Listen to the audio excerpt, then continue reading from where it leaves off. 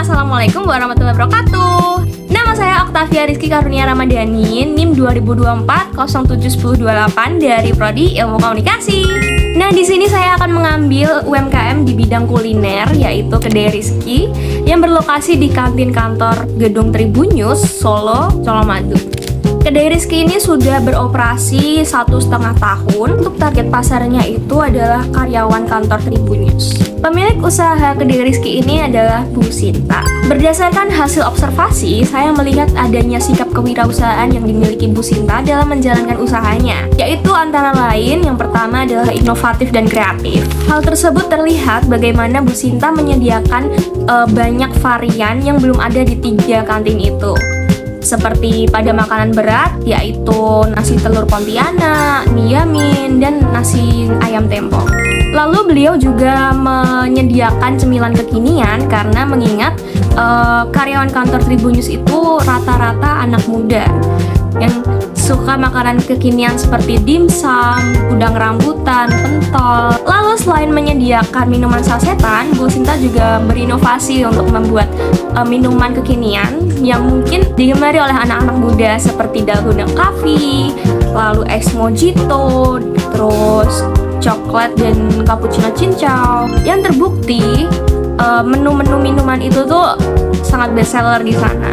Yang kedua adalah berorientasi kepada peluang. Hal ini ditunjukkan pada pemilihan lokasi yang strategis, yaitu di lingkungan kantor yang dimana target konsumennya ini jelas dan potensial. Lalu yang ketiga adalah berani mengambil resiko dan beradaptasi dengan kebutuhan pasar. Ada beberapa menu yang kurang diminati oleh karyawan di situ. Bu Sinta memutuskan untuk menghilangkan beberapa menu yang kurang diminati, lalu diganti dengan menu baru yang mungkin akan diminati. Dan terbukti menu baru itu sangat laris gitu, malah jadi best seller di Kedai Rizky. Nah, ini artinya tuh Bu Sinta mengikuti kemauan pasar ya teman-teman, karena dengan seperti itu kita bisa bersaing dengan kantin lainnya dan menjadi daya tarik ke Kedai Rizky ini. Lalu yang terakhir adalah sikap kerja keras dan tanggung jawab. Nah, setiap usaha itu pastinya ada masalah yang menghambat kesuksesan dalam berwirausaha. Nah, berdasarkan hasil observasi, saya melihat adanya 2 masalah utama pada Kedai Rizky. Yang pertama adalah pengurangan karyawan. Nah, pengurangan karyawan ini sangat berdampak sekali pada omset penjualan Kedai Rizky. Jika dibandingkan dengan awal penjualan pada Agustus 2024 dengan pertengahan 2025 sampai sekarang, terlihat adanya penurunan omset sebanyak 40%. Karena selain pengurangan karyawan, kantor Tribun News ini juga sekarang menerapkan sistem WFO dan WFH, sehingga tidak semuanya karyawan berada di kantor setiap hari. Padahal Kedai Rizky ini hanya mengandalkan karyawan kantor karena tidak sembarangan orang bisa masuk ke dalam gedung. Lalu yang kedua adalah adanya standar harga. Walaupun aturan ini tidak tertulis, tapi secara praktik nyatanya Kedai Rizky ini harus mengikuti standar harga karena agar bisa bersaing dengan kantin lainnya. Nah, hal ini tuh bisa menjadi masalah jika bahan bakunya naik, maka keuntungan yang diperoleh menjadi sedikit. Lalu dengan melihat dua masalah tersebut, jika saya menjadi pemilik usaha, saya memiliki 2 solusi.